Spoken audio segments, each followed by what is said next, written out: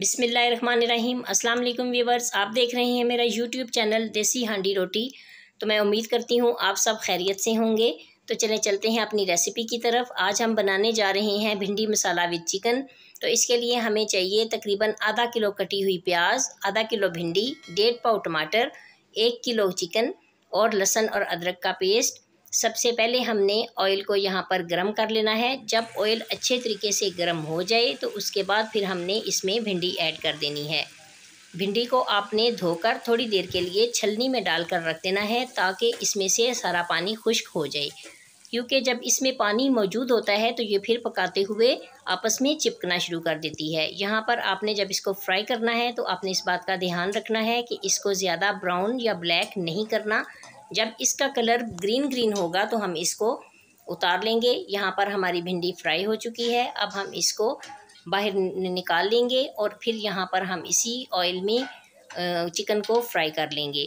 तो चिकन को भी आपने धोकर थोड़ी देर के लिए छलनी में डालकर रख देना है, क्योंकि चिकन के अंदर काफ़ी सारा पानी मौजूद होता है जो फ्राई करते हुए परेशानी का बायस बनता है। तो हमने इसको धोकर भी चिकन को इसमें से पानी खुश्क कर लेना है और इसको हल्का सा नमक लगा देना है फ्राई करने से पहले, ताकि ये अच्छे तरीके से फ्राई भी हो जाए और इसका जायका भी बहुत अच्छा आए। इसको भी हमने फ्राई करना है। जब इसका कलर चेंज हो जाए तो फिर हमने इसको निकाल लेना है। तो नाज़रीन, अगर अभी तक आपने मेरे चैनल को सब्सक्राइब नहीं किया है तो मेरे चैनल को सब्सक्राइब कर लें, वीडियो को लाइक कर दें और शेयर कर दें। आप सपोर्ट कीजिए, आपकी सपोर्ट की ज़रूरत है। किसी के लिए रास्ते आसान करें, अल्लाह पाक आपके लिए रास्ते आसान करेंगे, आमीन। तो ये हमारे पास यहाँ पर चिकन फ्राई हो चुका है। चिकन को हमने फ्राई करके निकाल लेना है और हमारे पास जो ऑयल बचेगा इसी में हमने प्याज को भी फ्राई कर लेना है। ये देखें, चिकन फ्राई हो चुका है। अब इसी ऑयल में हम प्याज को फ्राई करेंगे। प्याज को फ्राई करते हुए इस बात का ध्यान रखना है कि हमने इसको ज़्यादा ब्राउन नहीं करना। जब इसका थोड़ा सा कलर चेंज हो जाए तो फिर हम इसमें बाकी मसाले हमने इसमें ऐड कर देने हैं, क्योंकि भिंडी मसाला में ज़्यादा प्याज ब्राउन नहीं किया जाता। तो हम इसमें फिर अब ये इसका कलर चेंज हो गया है तो हम इसमें लहसुन और अदरक का पेस्ट ऐड कर देंगे। लहसुन और अदरक का पेस्ट भिंडी में ज़्यादा ज़रूरी नहीं होता।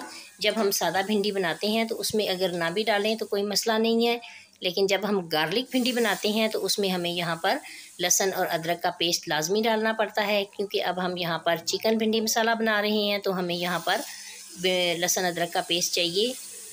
इसके साथ ही हम यहाँ पर टमाटर और कटी हुई हरी मिर्चें ऐड कर देंगे और इसको अच्छे तरीके से फ्राई कर लेंगे। हमने ध्यान रखना है कि इसके अंदर प्याज और टमाटर का पानी बिल्कुल खुश्क हो जाए। जब हम इसमें भिंडी को ऐड करें तो इसमें बिल्कुल भी पानी का एक कतरा भी ना हो, क्योंकि भिंडी जो है वो पानी के साथ अच्छी नहीं बनती।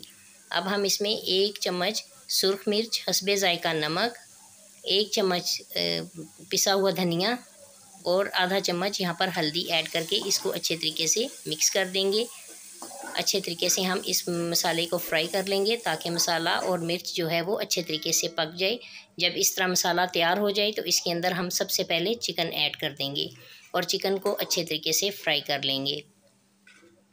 अच्छे तरीके से हमने इसको फ्राई कर लेना है चिकन को, और इसमें से ताकि चिकन का पानी जो है वो भी खुश्क हो जाए और मसाले का पानी भी अच्छे तरीके से खुश्क हो जाए। उसके बाद हम इसमें भिंडी ऐड कर देंगे, क्योंकि भिंडी जो है वो मसाले में, पानी वाले मसाले में ऐड नहीं करते। तो ये देखें, अब यहाँ पर हम इसको 10 मिनट के लिए दम लगा कर रख देंगे और 10 मिनट के बाद हम देखेंगे, चेक करेंगे कि हमारी भिंडी यहाँ पर चिकन हमारा तैयार हो चुका है। ये देखें, बिल्कुल अच्छे तरीके से यहाँ पर चिकन तैयार हो गया है। और जब ये इस तरह तैयार हो जाए तो इसके बाद हमने यहाँ पर जो हमने पहले से फ्राई की हुई भिंडी थी वो हम इसमें ऐड कर देंगे। मेरे पास थोड़ा भिंडी कम है, क्योंकि यहाँ पर थोड़ी सी भिंडी पकी हुई थी। आपको पता है सीज़न ऑफ हो चुका है तो यहाँ पर भिंडी जो है वो थोड़ी सी ख़राब निकली है। तो आप इसमें थोड़ा ज़्यादा भिंडी भी ऐड कर सकती हैं, क्योंकि 1 किलो चिकन है तो तकरीबन आधा किलो से ज़्यादा भिंडी इसमें आप डाल सकते हैं। ये देखें, अब यहाँ पर मिक्स करके हमने इसको 10 मिनट के लिए दम लगा देना है ताकि भिंडी भी अच्छे तरीके से गल जाए। 10 मिनट के बाद चेक कर लेते हैं कि हमारे पास भिंडी पक चुकी है कि नहीं।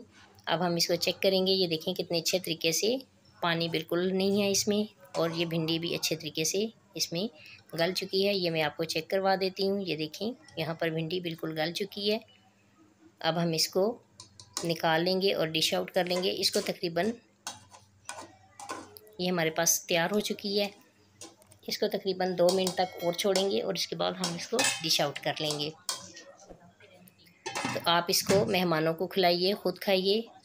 आपको ये रेसिपी ज़रूर पसंद आएगी। इसको ज़रूर ट्राई कीजिए, ज़रूर बनाइए अपने घर में और सब छोटे बड़ों सबको खिलाइए। ये देखें, अब मैं इसको डिश आउट कर लूँगी अच्छे तरीके से।